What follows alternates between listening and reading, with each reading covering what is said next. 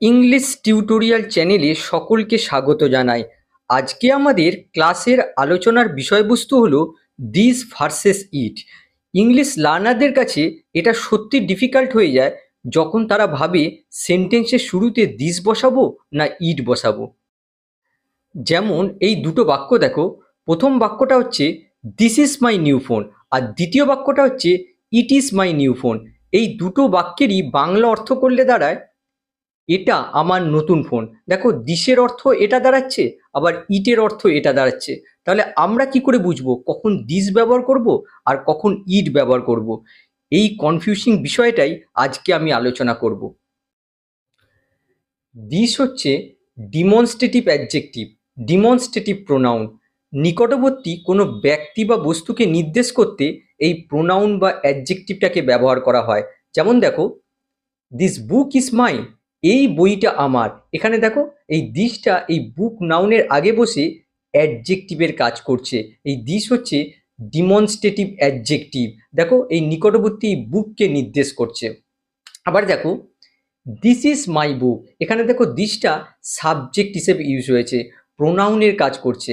এটা হচ্ছে demonstrative pronoun. আর ইট দেখো, ইট হচ্ছে পার্সোনাল প্রোনাউন। আমরা কি জানি? প্রোনাউনের কাজ হলো কোনো নাউনকে রিপ্লেস করা।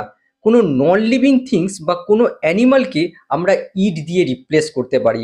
আশা করি এই বেসিক আইডিয়াটা তোমাদের আছে, তাই ইটের কোনো এক্সাম্পল দিলাম না। রুল নাম্বার 1 দেখো, দিস আমরা ব্যবহার করি to introduce any new information.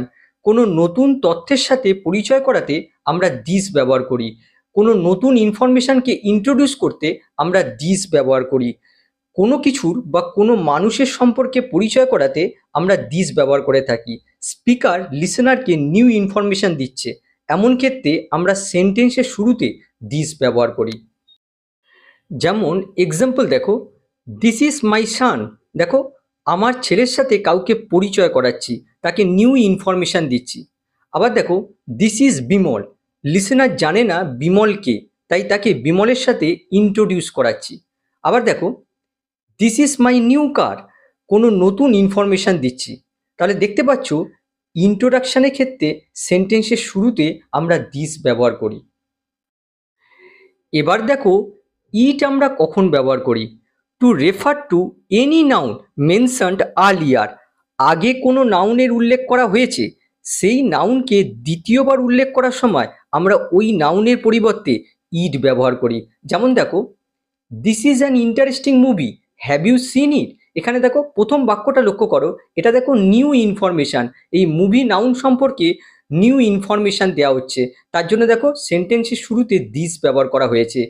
এই নাউনটাকে আমরা যখন দ্বিতীয়বার উল্লেখ করতে যাচ্ছি তখন আর দিস ব্যবহার করা যাবে না, তার পরিবর্তে ইট ব্যবহার করতে হবে, যেহেতু এটাকে দ্বিতীয়বার উল্লেখ করা হয়েছে, তার জন্য ইট ব্যবহার করা হলো। আর একটা এক্সাম্পল দেখো, this is my office room, it has been decorated beautifully. প্রথম বাক্যটা লক্ষ্য করো, এটা দেখো নিউ ইনফরমেশান, আর নাউনটাকে, এই রুম নাউনটাকে প্রথমবার ইনফরমেশান দেওয়া হচ্ছে, প্রথমবার উল্লেখ করা হচ্ছে, তার জন্য দেখো সেন্টেন্সের শুরুতে দিস ব্যবহার করা হয়েছে। এই রুম নাউনটাকে আমরা যখন দ্বিতীয়বার উল্লেখ করতে যাচ্ছি, এই দ্বিতীয় ইনফরমেশানটা দিতে যাচ্ছি, তখন আমাদের এই রুমের পরিবর্তে ইট ব্যবহার করতে হবে। তার মানে আমরা কি শিখতে পারলাম? ইট আমরা তখন ইউজ করি যে নাউনের বিষয় আগে উল্লেখ করা হয়েছে, আর যদি আগে মেনশন না করা থাকে, প্রথমবার কোনো নাউনকে উল্লেখ করছি, তখন দিস ইউজ করব। রুল নাম্বার 2তে কি বলছে?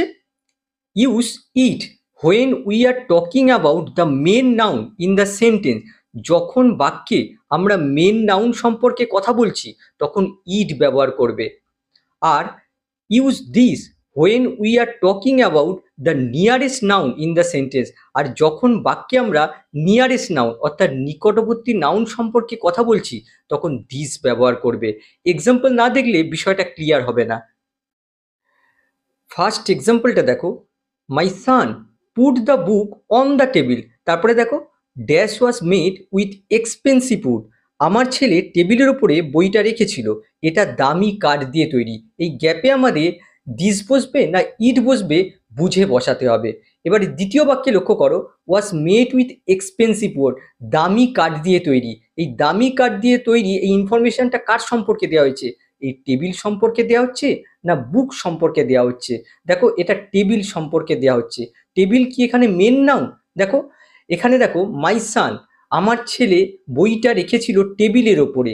এখানে কোথায় রেখেছিল সেটা ইম্পর্টেন্ট নয়, কি রেখেছিল সেটা ইম্পর্টেন্ট। তার মানে এখানে মেন নাউন হচ্ছে বুক। এই টেবিলটা দেখো এই গ্যাপের নিয়ারেস্ট নাউন, যেহেতু নিয়ারেস্ট নাউন বোঝাচ্ছে, নিয়ারেস্ট নাউন সম্পর্কে ইনফরমেশন দেওয়া হচ্ছে, সুতরাং এখানে আমাদের দিস বসাতে হবে। তাহলে উত্তরটা হয়ে গেল দিস। মনে রাখবে দিস বসে নিয়ারেস্ট নাউনের বিষয়ে যখন আমরা কথা বলছি তখন আমরা দিস ব্যবহার করব। এবার একই ধরনের পরের এক্সাম্পলটা দেখো, my son put the book on the table, আমার ছেলে বইটা টেবিলের ওপর রেখেছিল। ড্যাশ ইজ ভেরি ইনফরমেটিভ, এটা ছিল খুবই তথ্যবহুল। দেখো ড্যাশ ইজ ভেরি ইনফরমেটিভ, এই ইনফরমেশনটা কার সম্পর্কে দেওয়া হচ্ছে? এই টেবিল সম্পর্কে না বুক সম্পর্কে? বুক সম্পর্কে। আর বুক এই বাক্যে হচ্ছে মেন নাউন, যেহেতু মেন নাউন সম্পর্কে বলা হচ্ছে তার জন্য এখানে আমাদের ইড বসাতে হবে। তাহলে দেখো উত্তরটা হয়ে গেল ইড। তাহলে বুঝতে পারলে যখন নিয়ারেস্ট নাউন সম্পর্কে আমরা কথা বলছি তখন দিস ব্যবহার করব, আর যখন আমরা বাক্যে মেন নাউন সম্পর্কে কথা বলছি তখন আমরা ইড ব্যবহার করব।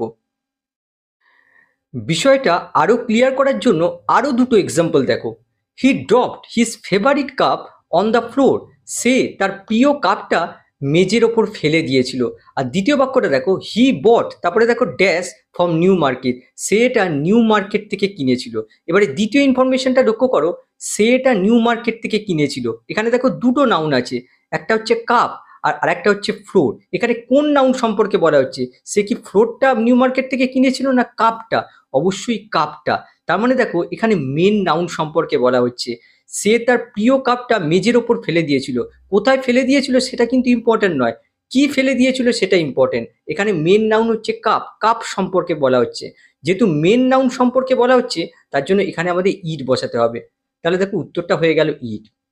এবার পরের বাক্য দেখো, he drop the cup on the book, সে বইয়ের ওপর কাপটা ফেলে দিয়েছিল। তারপরে দেখো ড্যাশ দিয়ে লেখা হয়েছে, dash was bought from the nearest book stall yesterday, এটা নিকটবর্তী বুক স্টল থেকে গতকাল কেনা হয়েছিল।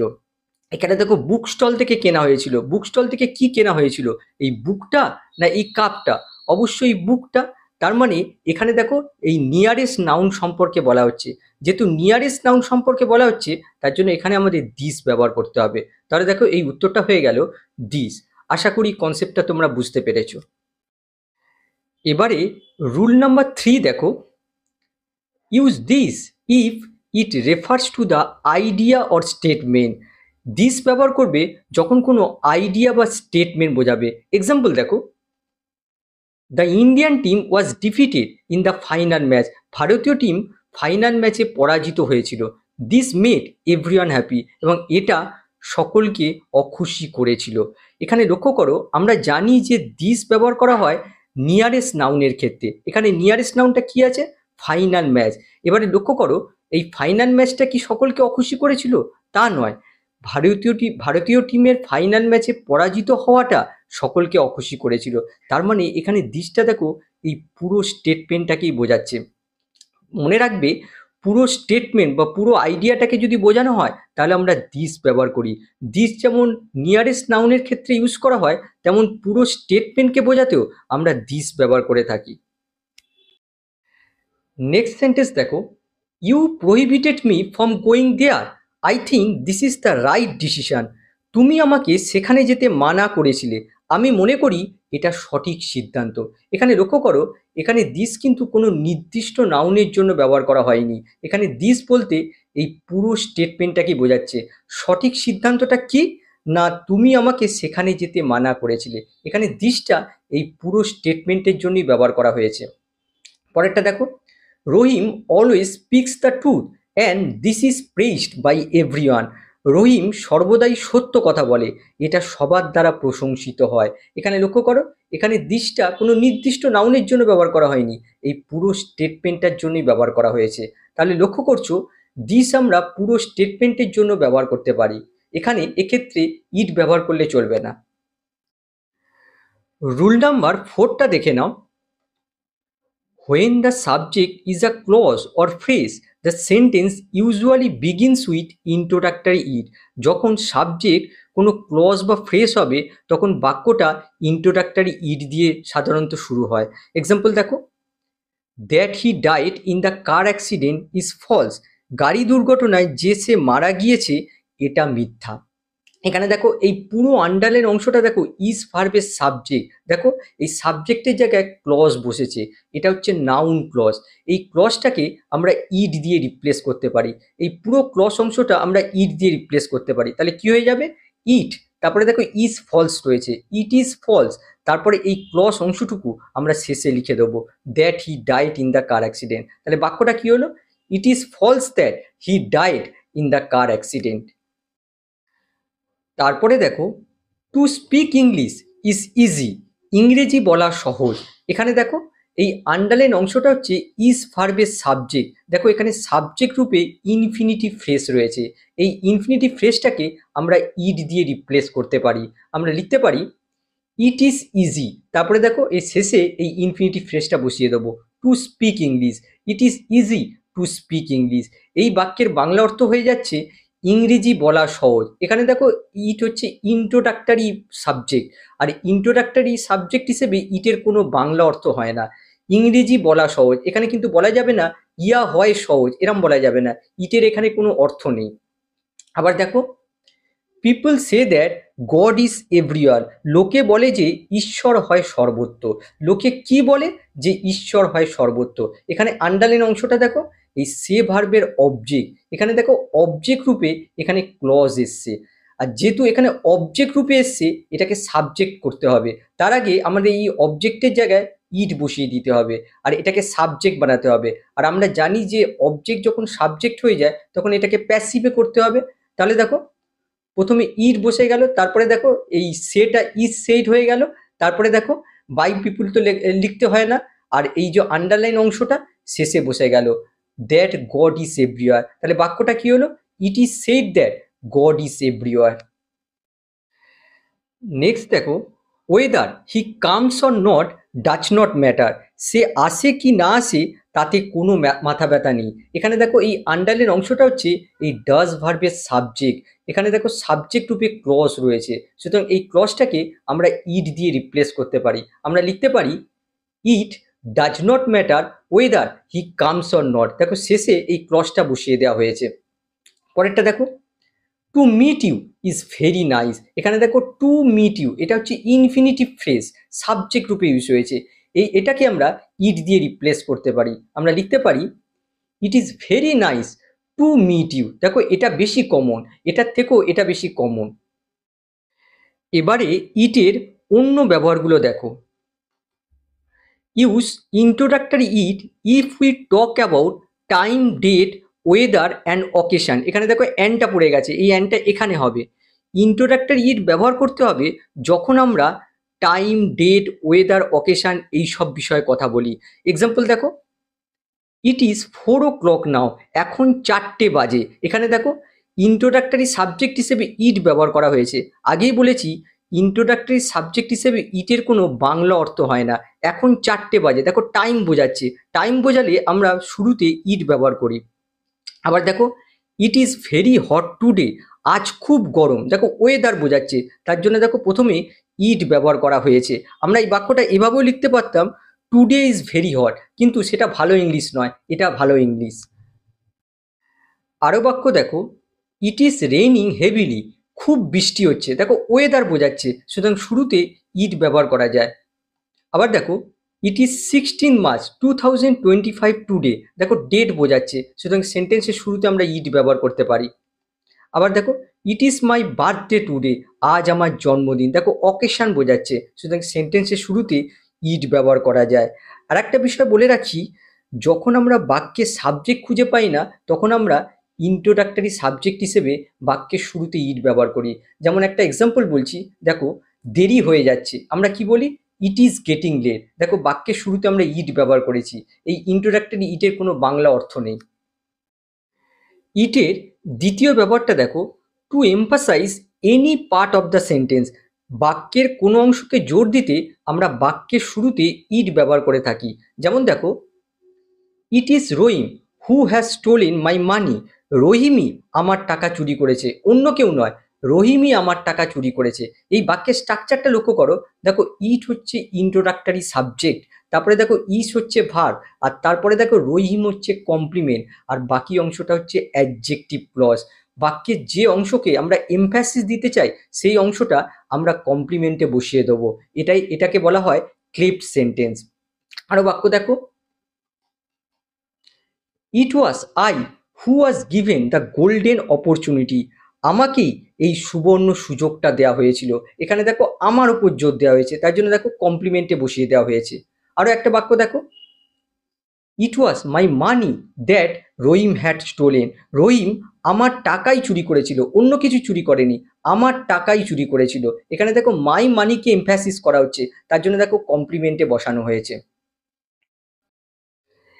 ট্যাগ কোয়েশ্চেনের ক্ষেত্রেও আমরা ইটের ব্যবহার দেখেছি।